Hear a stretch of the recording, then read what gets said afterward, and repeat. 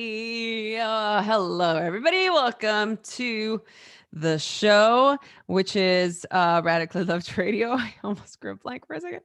We are being joined by somebody very special, somebody I've been wanting to get on the show for a very long time.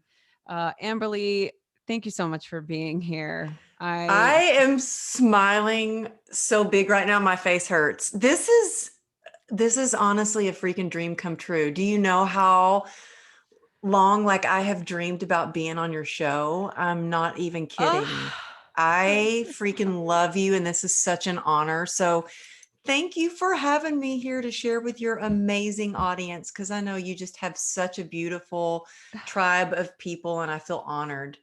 They are, we are, this sentiment is absolutely mirrored back to you. Yeah, we have an incredible community. Everybody here is just so incredible. Like, we are just so lucky to have had this community for uh how many years it's been? Let me see, five, six, six, You've had six your years. podcast for a Yeah. while. You Yeah, since were one of 2015. the first, I know not the first to have a Oh, podcast, for but you've sure been not. doing this. You're like a pro at it. So I'm like, Mm, I want to be like Rosie. no, I don't Yeah, know. I don't know that I'm a pro. I wouldn't say I'm a pro. I've just I'm you just are. I'm You're like so one of those humble about I'm one of those things. no, I'm one of those people that just refuses to not let go of things. That's what it is. I am just committed to my resolve, which is actually one of the things that I really love about you and your story and your approach to things. I mean, it really is so, I'm always so inspired. I'm always so motivated. There's just something so warm and loving and just enthusiastic about you. And I just, feel like anytime I'm around you or I've done a panel with you or I've done anything with you or our mutual friend Henry Amar, who we both are obsessed with and love so much, I always just feel so uplifted. And I think it's such an important thing for people to have those types of people in your lives. And unfortunately for me, Amberly is somebody that I personally know. I would consider her a friend. And it doesn't have to be somebody you know. I mean, there's people that you can follow that just inspire you. But I think one of the prerequisites in my life, especially since last year, has been only surround myself with people that make me feel full, that make me excited, that motivate me to be a better version of myself, as opposed to following or being around people that are going to, Suck the energy out of you. yes. Yes. Well, you know what? Thank you, Rosie. I feel the same about you. And actually, today was it's just been a kind of struggle the last couple of days with a lot going on. And I couldn't wait to talk to you because every time I'm around you, I just I feel, you know what? I have to say, from the moment I met you, it felt like home. I remember being at the Powerful You event and the first time I met you, I was really kind of almost starstruck a little bit with you because I admired and respected your work and all that you do so much. And I remember seeing you backstage and you came up and you gave me the biggest hug. And I was like, oh my God, Rosie's hugging me. And you just have that way about you. You just make people feel loved and special, and it's genuine and it's authentic. And so during this time, yeah, it sure is important to surround yourself with people who uplift you and inspire you. And I tell you what, I think the universe, when I say, oh, I got to get better about setting my boundaries, like healthy boundaries, that is when I will be tested and the universe will throw things my way nonstop. My phone will start blowing up, my email. It's crazy, but not as a way to say, okay, Amberly, here's your chance to test those healthy boundaries. What are you going to do? What are you going to do? Yes.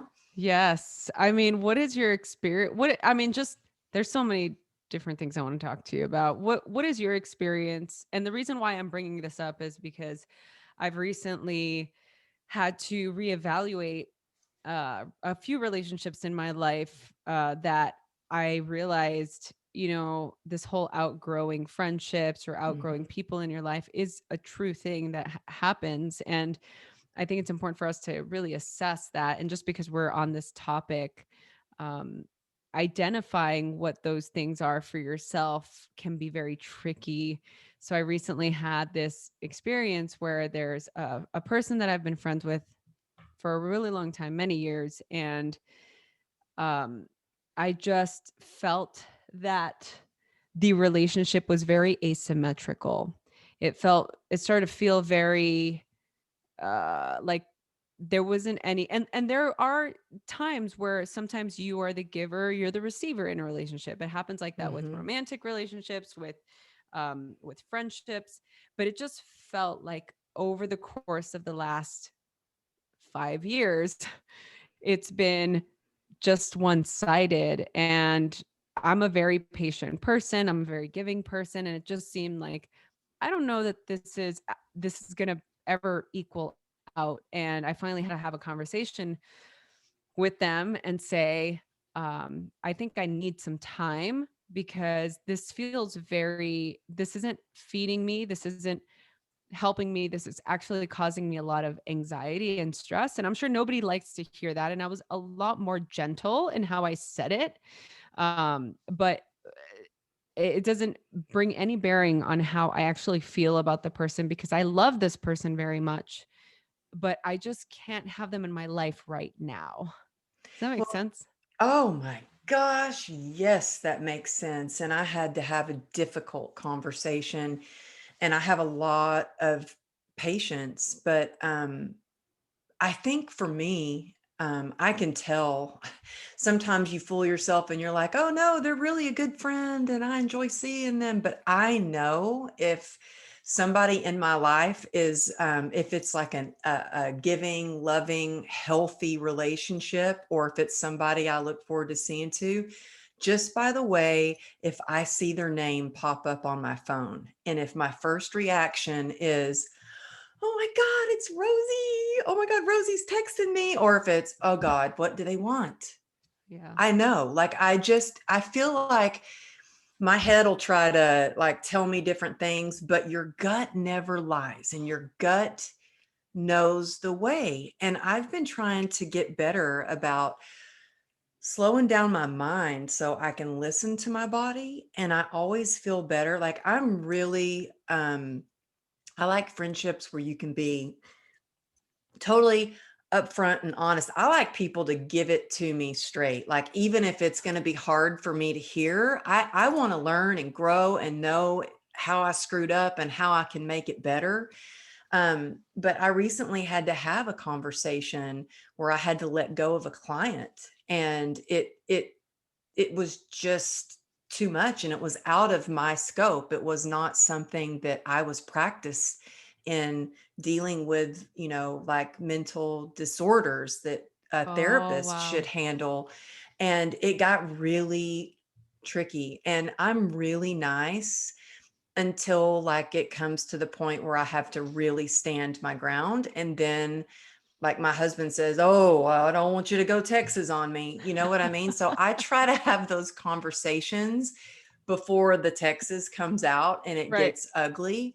But I think that communication, like, first of all, knowing your values, and is it in alignment with what your values are? And if it's not, then you have to ask yourself. And also, I think it really helps if you do have those people, those solid people in your life, your go-to person who you trust with everything, and you kind of use them as a sounding board and say, hey, this isn't feeling right. Am I kind of crazy right now, or does this seem not right to you? And then I always say, get rid of the doggy downers and stick with the puppy uppers. And then sometimes my husband will say, Amberly, you need to follow your own advice and get rid of that doggy downer. Get rid of that doggy downer. And he's the kind of person, he can just like cut someone off. Once he's done, he's done. And for me, I'm just like, oh, sorry, I can't hang out, but Yeah. but I think it gets easier to do, as for me anyway, it gets easier to do when your schedule just doesn't allow the time for any of that nonsense.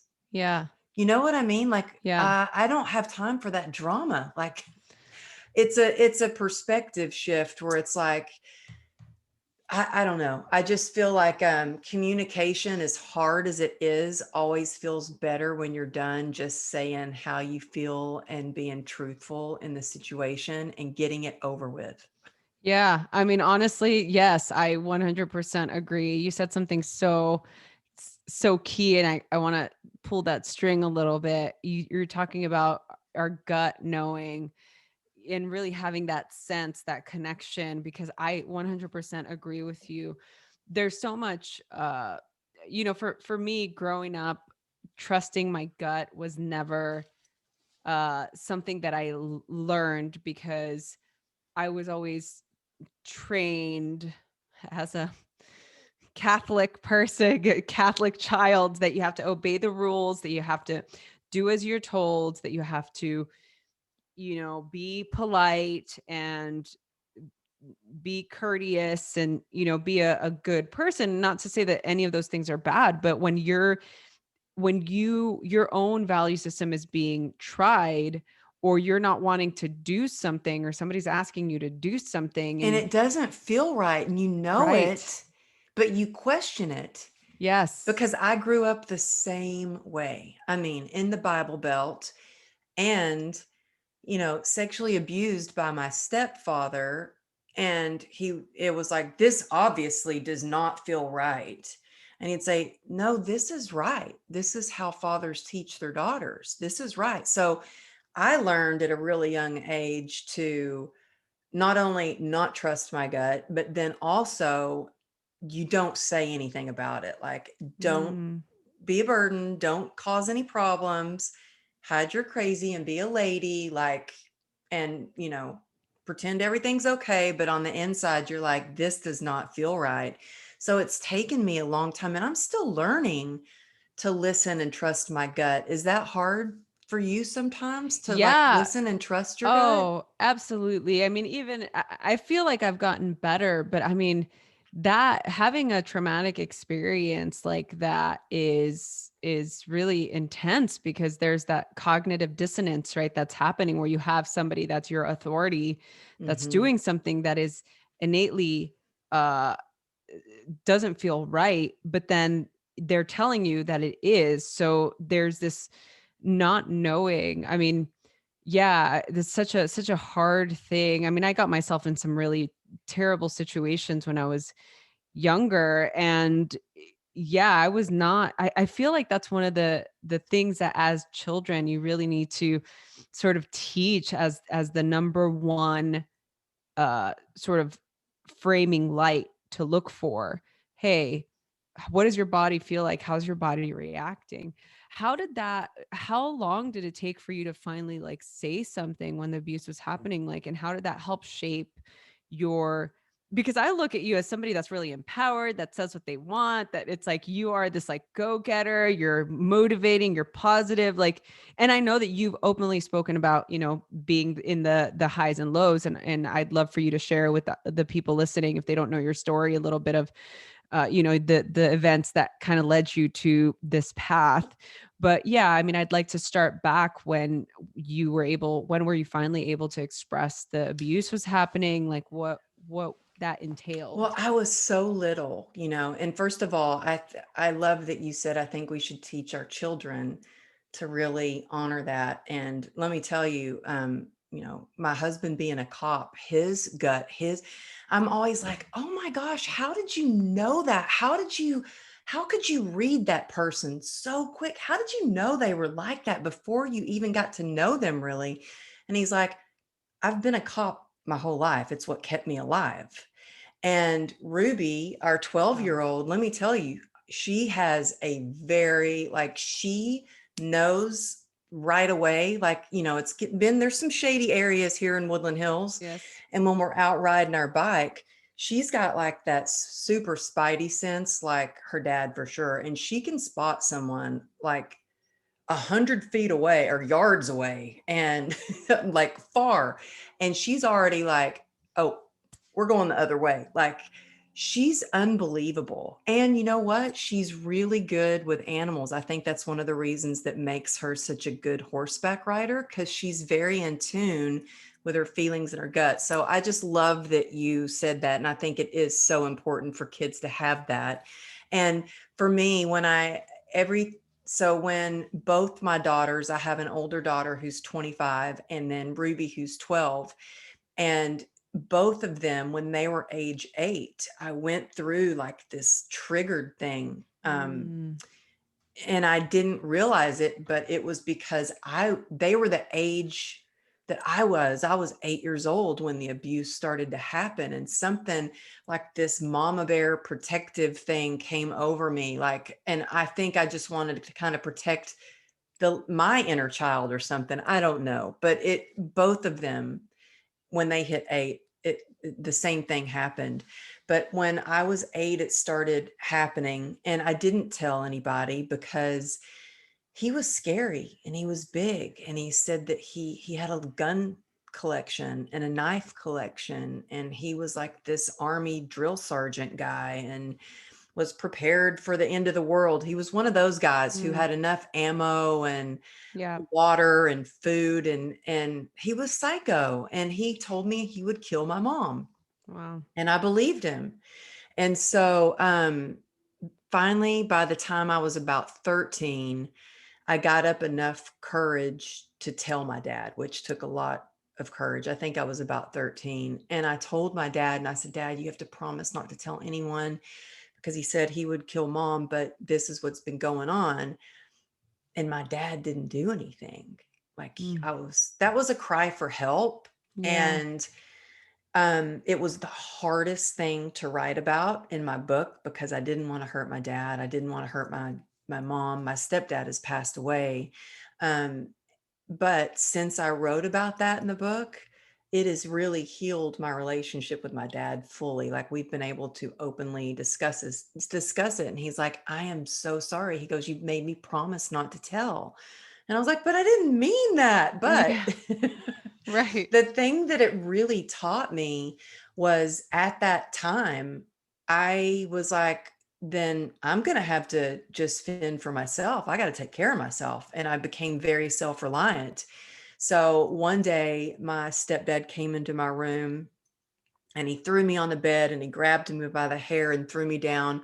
And I kneed him and I kicked him and I punched him as hard as I could. And the look on his face was like, oh shit, she's gotten bigger and she's actually trying to beat me up. Like, and he just looked at me and he left the room. And that was the last time that he ever laid a hand on me. I still didn't feel safe. I still didn't want to be home because of the things he would say. Like, he would have my mom would be doing the dishes and would be at the kitchen table and his back would be to her. And he would look at me and say, you just wait till your mom leaves. And I would just be like, the fear so I Mhm. lived in a constant State of state fear. Yeah. of fear, and didn't want to have any friends over because I was afraid he would go after one of my friends. And if I did have friends over, we would go in the door and straight to my room and then go from my room back outside, and my mom didn't find out about the abuse until I moved to LA and I was married and I was in a very abusive relationship, mentally, physically. I mean, the cops came. This isn't Oh, something I share a lot just because I don't want to hurt my daughter if she ever, hears me talking about it. But she's older now. She's 25. And but anyway, he had done about all he could do. He had cheated on me.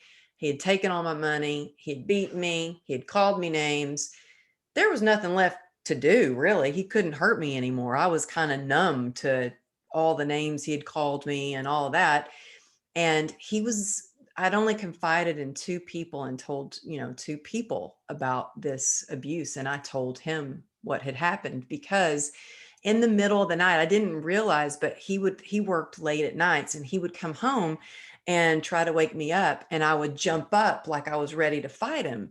And he would get so angry at me. And I finally had to tell him, well, look, there were so many times when I was little that in the middle of the night, my stepdad would sneak in my room. And I guess I still have like a lot of fear. I didn't have any therapy or anything to help me get through that. And so he got really upset. So I admitted to him what had happened, thinking maybe he would be understanding or consoling. Well, he actually called my mom. Now, my mom did not know about this abuse.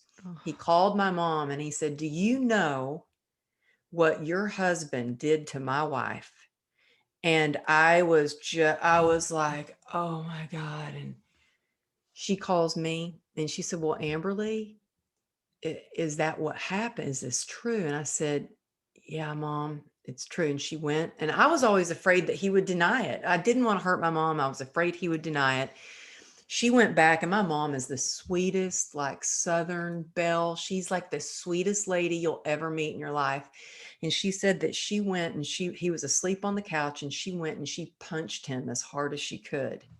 And she was like, "Well, I just talked to Amberly and I know, is it true?"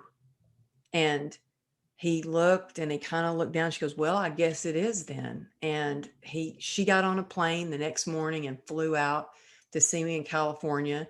When she got back, he was gone. That was the last time she ever saw him. He left her with a, handicapped child, another young child, my half brother and sister, thank goodness, who were never abused, and did never paid child support, left her.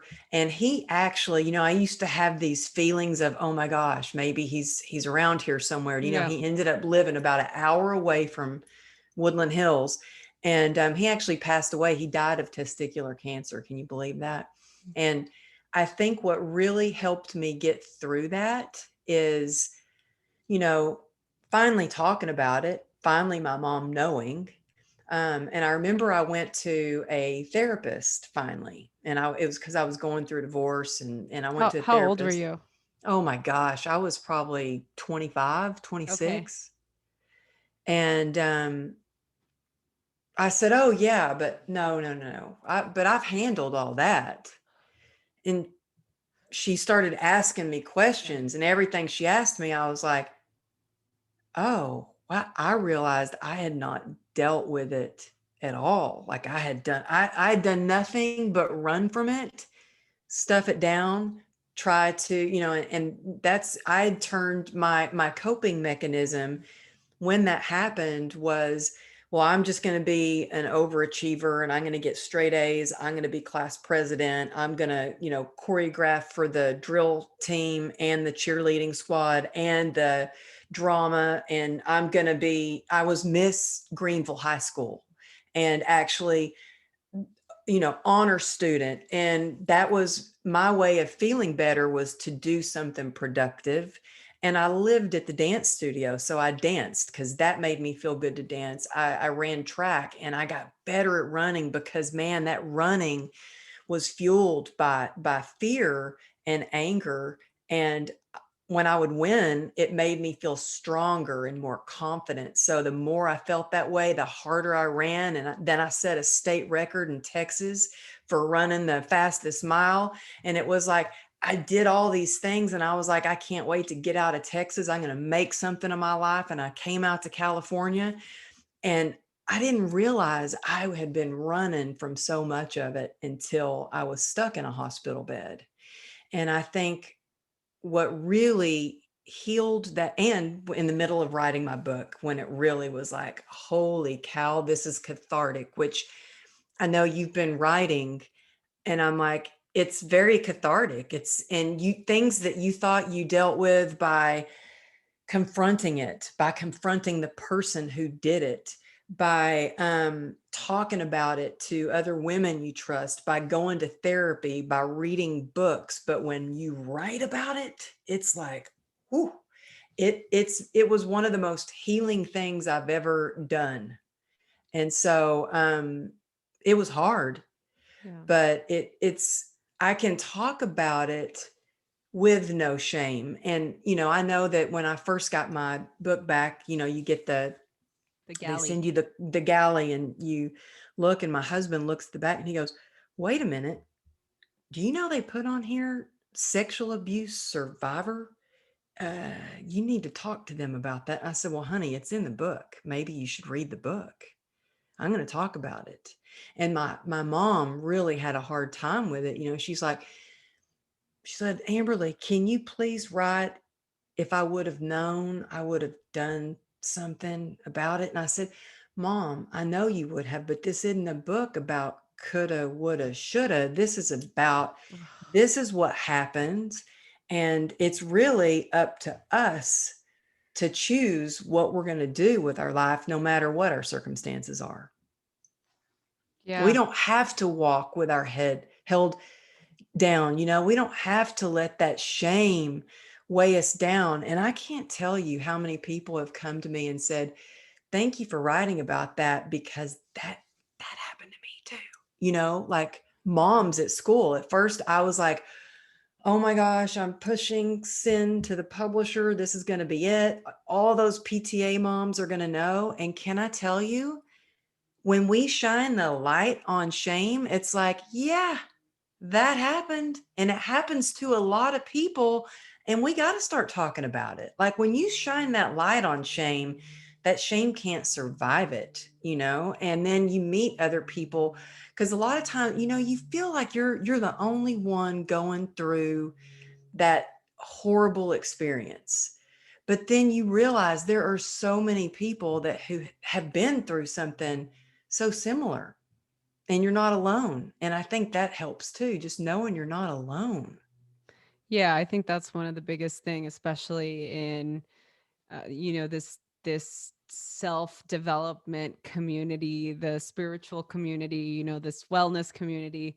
It's such an important thing to be seen and to be heard. And so much of what you said, I mean, the people that are listening to this now get why I love you so much and why I'm so inspired by you. I mean, it really takes so much courage to be able to talk about really hard things that have happened in the past.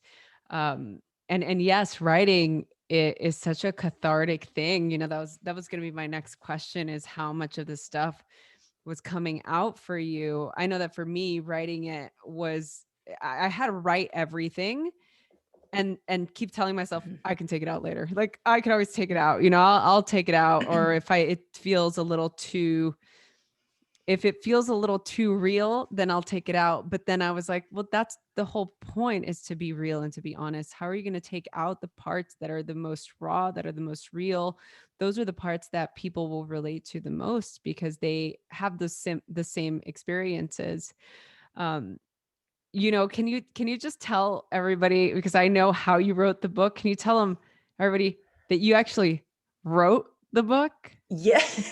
Well, that's the thing, because every time I would try to type it, I was like, oh, this has to be perfectly typed, and it has to be, the paragraphs have to be aligned. And I couldn't write. I just couldn't write. So I hand wrote my entire book.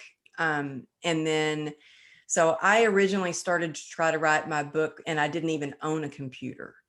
And people are like, you want to write a book? Girl, you're like some fitness girl. You don't sit at a desk. You don't even have a desk. You don't read books. Like, who are you to write a book? You don't even have a college education. Good luck with that. And so I was like, okay, well, that's my motivation. So I just started handwriting my whole book, and something comes out differently. I had the same approach. Like, I can take it out later if I choose to take it out later. I'm just going to keep writing. I'm going to keep writing, and I'll put it all together later. And then I had about 3/4 of the book done, and I went to the Apple store and bought a computer. And then I had to, sign up for a class to learn how to use it. My husband had a PC, and I remember one day asking him, I had to send an email with a picture, and I didn't even know how to do that because I didn't run my business with a computer. So I was never on a computer. I spent my whole life on the dance floor and then the gym floor. And I remember one day he was in the garage, and I was like, honey, can you help me with this? I don't know how to attach this picture to this email. And this is only about 5 years ago, by the way. And so, I mean, this is not that long ago. And so he's like, oh, I have to help you again. And I was like, that's it. I'm going to go buy a computer. I'm going to go take a class. I'm going to figure this shit out, you know? Yeah, And yeah. so I went and at the Mac store, when I signed up for the free class, like they were like, oh, anybody, any questions? And I was like, yeah, me. Yeah, me again. Me again. And he was like, I just have to say, we've never had anybody that was so, not scared and to ask questions. Most people feel stupid for asking questions. And I'm like, not me. I really need to learn how to do this. And I'm on a mission. So I need to know. So I'm not afraid to ask questions. And this is really helpful. So yeah, I'm going to keep asking questions. And that's a thing. Like, I think sometimes people might feel too proud, like, oh, I don't want to look stupid or I don't want to ask about that. I mean, I've been there before where I'm like, oh, I don't know if I want to ask that question because everybody else seems to already know it except for me. But I typed my book up and the whole process was so cathartic. And I ended up taking, thousands of words out. I had the editor. Wow. I said, you know what? I just can't add those parts in. I'm not ready to add that in. And he's like, the editor was like, if you keep taking stuff out, there's not going to be a story. Like, there's going to be no story. It's just going to be, hi, I'm Amberly Lago, and the end. Like, you can't. But he said, okay, I tell you what, you go to bed tonight and you sleep on it. And if you feel like there's something in the book that you wouldn't be able to go to bed at night without feeling bad about it, then we'll take it out. And so that helped me. Yeah, to have that out. Hmm. To Yeah. have that out. But it is very cathartic. And it's one of the hardest things I've ever done in my life was write that book, because it's a process of writing, um, the process of publishing it. And then you think, oh, the hard part's over. And then it's like, oh, I was supposed to have a marketing plan for this? Like, oh, clueless. Like, so Wow. I learned along the way how, to market, and totally winged it. And I remember I got asked to go interview with Megyn Kelly on the Today Show. And the day that my book was launching. So, I had a pretty small, I started when I got a publisher for my book. I had about 400 followers on Instagram, and they had told me, we don't do any marketing for you. So if you want people to know about your book, then you're going to have to do that. And I was like, oh, okay.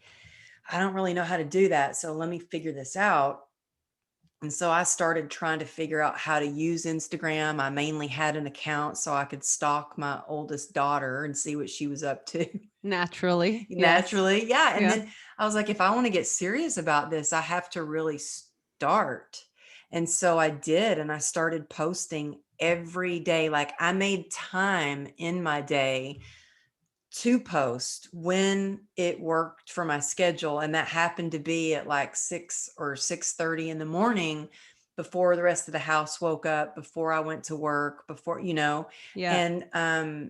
and to this day, like, that's still about the time that I post. And it's weird because if I post at like a different time, I don't have as much engagement, because I think, you find your time, and then you keep it consistent and you stay persistent, and then slowly and surely things come along. But when I launched my book on the Today Show, it was a number one bestseller in a category, and then in one category for self-esteem. And you better believe I took a picture of this, because I was like, oh my God. It was Dr. Brene Brown, my book, and then Dr. Wayne Dyer. And I was like, my idols. And I knew it wouldn't be there for long. So I took a picture of it, and I'm like, oh my God.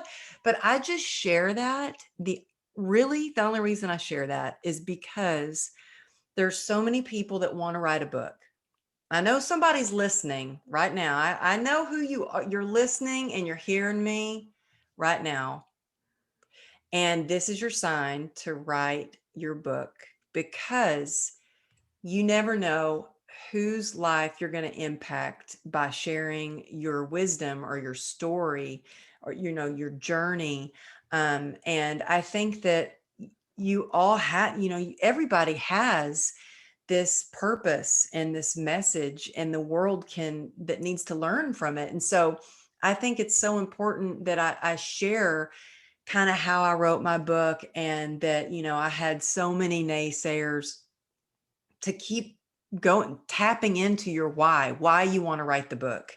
And my why was, I really wanted so badly to show people that they could heal, that they could overcome adversity, that they could turn their shame to grace, that they could turn their can'ts into cans. And so I just kept tapping into that. And like, if one person can benefit from reading this, then it's going to turn my pain to purpose. And so it gives me strength and joy when I get messages back from people who read it and they're like, thank you. You gave me a reason to keep going.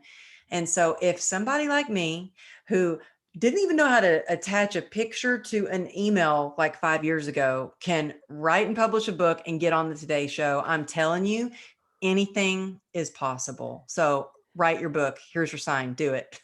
Oh, I love that so much. So everybody listening, I mean, what great words of wisdom and advice. And as I said, now you guys can be as obsessed with Amberly as I am. I Thank love you so you.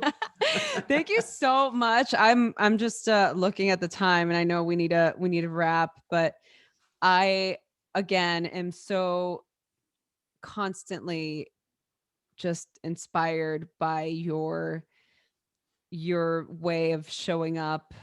You're completely honest in raw posts on Instagram. I mean, you're so open. You really are an open book. I mean, what you see is what you get. And I love that it's such an inspiring thing to aspire to. So thank you so much for always being that, and for being so supportive, and for being a part of this radically loved community. I mean, we really love you so, so much, Amberly. Oh, I'm not kidding. This is truly a dream come true for me. I'm not kidding. I'm so grateful to be here, and I'm blushing. so honored to be. I love your community, and I've been following you on Instagram for the longest time. And when I finally got to meet you at the event at Powerful You, I was like, oh, I get to meet Rosie. Okay, I'm like, all right, you guys, this is, I know we're having a total love fest.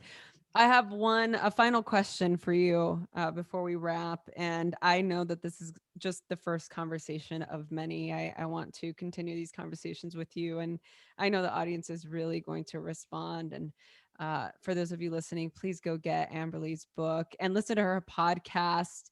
Uh, it is really just, if you liked this conversation, you will love hearing her speak. And I just love Amberly's voice. I mean, let's be honest. I mean, she's Oh my God. I love you. And y'all listen to Rosie's interview on my Oh, podcast. yes. Yeah. That's coming up, you guys. I'm not doing many interviews until the book comes out early next year, but I will be on Amberly's podcast. So definitely check that Woohoo.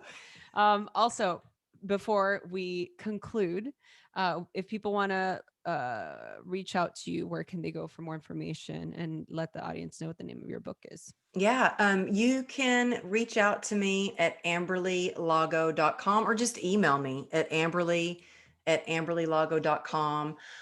You can also text me at 818-214-7378. I love hanging out and talking to people. So please keep in touch. Let me know that you heard my message here. And then I hang out on Instagram a lot, and you can see some of the behind the scenes crazy stuff that my daughter and I do. And yeah, so Instagram is Amberly Lago Motivation. My podcast is True Grit and Grace, where you can hear beautiful Rosie's interview. And my book is also called True Grit and Grace, and you can get that. I don't know if people are crazy about Amazon these days, but you can get it at Barnes and Noble. Amazon is always like the The easiest, or go-to. yeah. We will put the links to all of those links links to all of the links, Amberly's social media handles and her website, including where you can buy her book and listen to her podcast, on the info button of this particular podcast, or if you're watching the video, it will be in the description below. So be sure to check those out. So the final question for you, Amberly, it pertains to this podcast. And it's all about why I wanted to create this podcast in the first place is because I believe that we are all radically loved, supported by God, source, whatever higher power of your understanding, that the universe works for us and not against us. So knowing that or believing that at whatever capacity you do, how do you feel radically loved? With God, for sure. I mean, I think for a long time, when I was going through the hardest moments of my life, I had kind of started numbing out and drinking a little bit too much and kind of cut that connection off. And since I've been sober, by the grace of God, it'll be 5 years on March 13th, that I've had the connection to my higher power, which I call God. And it allows me to never feel alone. It allows me to always feel loved and supported. And so I get my love from God first. And then, of course, I have beautiful family, my husband and 2 kids who love me most of the time, and beautiful friends like you. And I feel like love is just the most powerful thing in the world. It really is the most powerful thing in the world, and it allows us to heal and grow and connect. And so I love you. I love you. I radically love you. I radically love I you. radically love you. Oh, yeah. I'm going to start saying that instead of I love you. I radically love you. I radically loved you. For everybody that's watching or listening to this, we radically love you too. Thank you so much for being a part of this community. Amberly, again, you are just a true inspiration. What a icon. I love You're you. so sweet. I love you. Thank you.